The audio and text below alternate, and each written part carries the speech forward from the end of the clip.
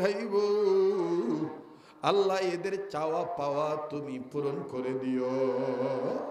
ভাইয়া আমি ওয়াদা চাই, এই কাবা ধরা হাতে যাতে হাত উঠাইয়া দোয়া করে যাইবা ইনশাআল্লাহ। শেষ সময় কারা কারা তৈয়ার আছেন একটু দেখান তো, শেষ পর্যন্ত থাকবেন।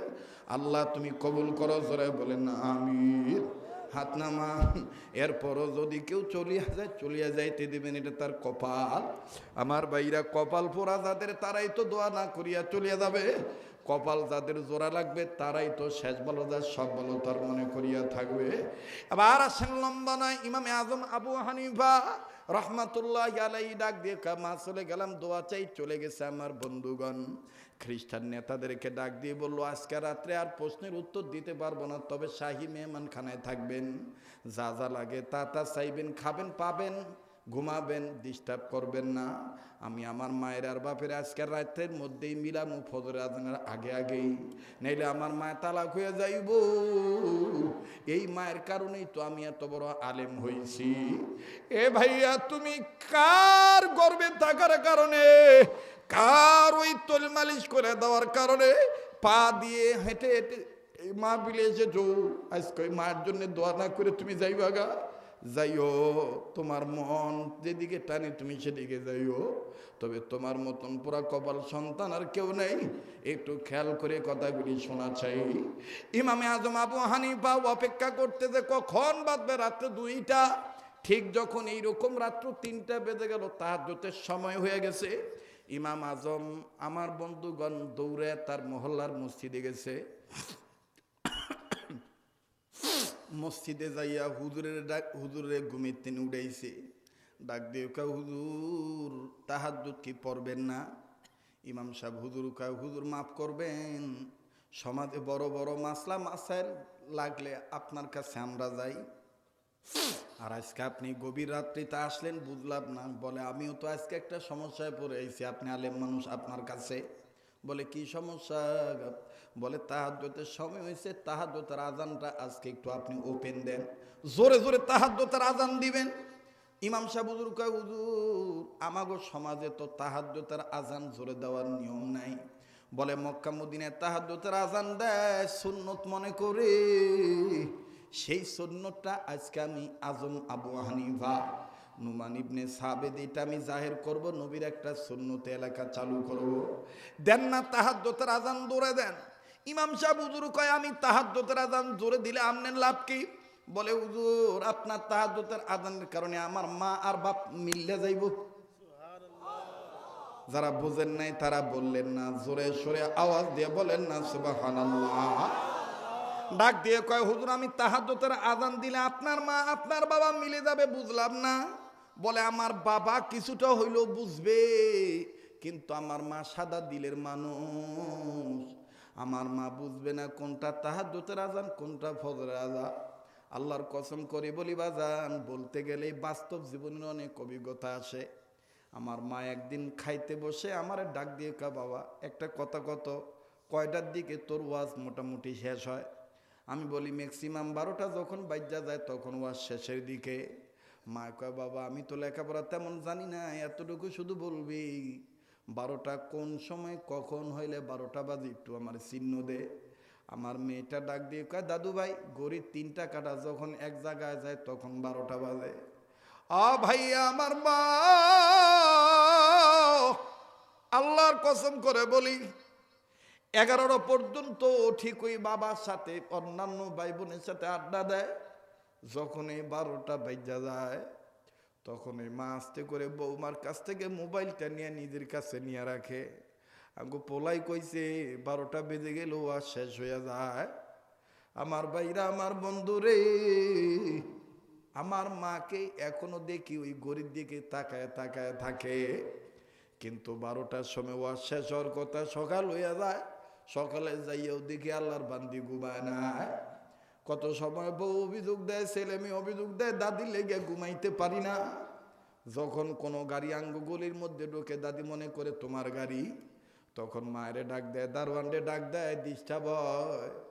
আমার মায় তখন বিনা বিনা কান্দা ডাক দিয়ে কই যেদিন এই পাগলি মরিয়া যাইব আর কেউ কোনোদিন কাউকে ডিস্টার্ব করবো না। আমার বন্ধুগণ আল্লাহর কসম করে বলি, এই যে এত রাত কণ্ঠ ক্লিয়ার, স্বাস্থ্য ভালো, বয়ান শুনতেছেন চাতক চাতকিনীর ন্যায় বসে, এটা আমার বাহাদুরি নয়, এটা আমার মায়ের দুয়ার বর্গ।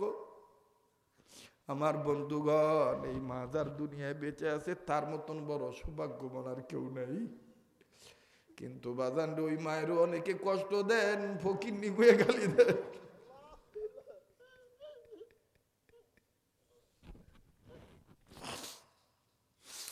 বউকে খুশি করানোর জন্য মায়ের খবরটাও নেন না। বউ ডরে মায় খাইছে কিনা না খাইছে তাও জিগাইতে সাহস পান না। বাইরে দুনিয়ায় যার মা নাই তার মতন বড় দুঃখী আর কেউ নেই। আমার নবীজিও তো মায়ের জন্য কাঁদতেন। নবীজি যদি দেখতেন কোন সাহাবী নবীর কাছে বলতেন, ইয়া রাসূলুল্লাহ আমার মায় অসুস্থ, একটু দোয়া করবেন মায়ের যেন সুস্থ হয়ে যায়, নবী তখন সৈন্যাই কান্দা দিতেন। নবীকে সাহাবীরা বলতেন, ইয়া রাসূলুল্লাহ কান্দেন কেন? নবী তখন উত্তর দিয়ে কইতো, তোমাদের মা বেঁচে আছে, আমার মা মেনা নাই। তোমরা যখন তোমার মায়ের জন্য দোয়া চাও, আমি মুহাম্মদের তখন আমার মা মেনার কথা মনে হয়ে যায়। বাইরে আমি জানি না এই ময়দানে কার মা অসুস্থ রোগী হয়ে পড়িয়ে রয়েছি, কার বাবা নাই, কার মা নাই। পাষাণ্ডিদার মানুষ গুনাহ করতে করতে কলবে কালো দাগ পড়িয়ে গেছে, কান্না আসতে চায় না। হাইরে কপাল পরা মুসলমান, এই দুনিয়া থাকার জায়গাটা, দুনিয়ায় কেউ চিরদিন থাকতে পারবো না। যারা বলতে আছো হুজুর আমরা ভুল করছি, মা নাই, মা মরিয়া গেছে, এখন কি করব? তোমরা আমার ওয়াদা দিও, নিয়ত করিও ওই মা বাবার কবরটা জিয়ারত করবা, আল্লাহর কাছে বেশি বেশি করে দোয়া করবা, রব্বির হামহুমা কামা রব্বায়ানি সগীরা। এটা ডাকদের নাম মায়া লাগায় বলেন না আল্লাহ।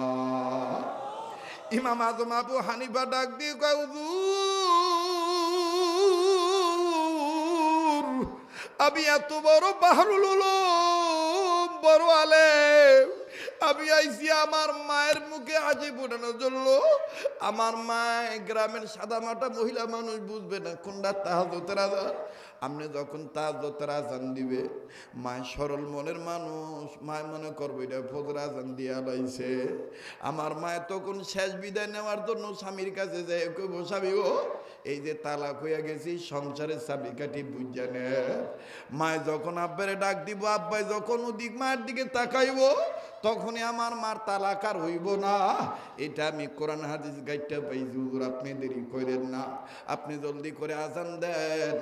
ও কলিজার টুকরা যুবক বন্ধুরা, আমার কলিজার টুকরা, আমার ভাইয়েরা, আমার বাবারা, আর একবার ওয়াদা নিতে চাই, কেননা আমার দিল বলে আজকে দোয়া আল্লাহ ফিরিয়ে দিবে না, মাহফিল কবুল হয়ে যাবে। এই মায়ের পাগল আশেকে রসুলের সাথে কাবা ধরা হাতের সাথে হাত উঠাইয়া আখিরে মোনাজাত করে যাব, একসাথে আমরা ইনশাল্লাহ বিদায় হব। কারা কারা তৈয়ার আছেন একটু হাত তুলে দেখান। নারায়ে তাকবীর, হাত নামান। এইবার ইমাম সাহেব হুজুর তাহাজ্জুদের আযান দেয়, দেখেন কি চমৎকার বিষয়টা হয়ে যায়। ও বাবা, ওই দুই নাস্তিকের প্রশ্নের উত্তর আমি জানাবো, কিন্তু দেখেন মাঝখানে কি ঘটনা ঘটে যায়। হুজুর ডাক দিয়ে কয়, হুজুর আপনি জানেন না আমাকে ওই সমাজে তাহাজ্জুদের আযান জোরে দিলে আমার চাকরি থাকবে না। ইমাম আজম আবু হানিফা বলতেছে, আজকে থেকে আমি এটার আইন পাশ করব, যা সমস্যা আসবে সমাধান আমি করব ইনশাল্লাহ। আপনি দেরি করেন না, আযান দেন। আমার মা বাপের সাথে কথা কইব, আপনার এই আযানের উসিলায় মার তালাক বন্ধ হইয়া যাইব। এবার ইমাম সাহেব হুজুর দাঁড়াইছেন। আমার বন্ধুগণ, ইমাম সাহেব হুজুর দাঁড়াইয়া আল্লাহু আকবার আল্লাহু আকবার বলে তাহাজ্জুদের আযান জোরে জোরে দিয়া ফলাইছে। ইমামে আজম আবু হানিফা তাহাজ্জুদের নামাজ আদায় করলেন, ৮ রাকাত নামাজ আদায় করে বাড়িতে গেলেন, দেখি তো সমাধান হইল কিনা। যাইয়া দেখে ঠিক ওই মা সংসারের চাবি কাঠি যা আছে সব গুছাইয়া নিজে নিজেই কইতাছে, ফজর আজান দিয়া ফলাইছে, আহারে বুড়ি বয়সে তালাক লই এই বাপের বাইর যাও লাগো। আমার বন্ধুগণ ইমাম আজম মিটি মিটি হাসে। মায়ে যদি খালি যাইয়া আব্বারে ডাক দেয় আর আব্বায় যদি খালি কয় কি অথবা জি, তাইলেই তো এই তালাক আর হবে না।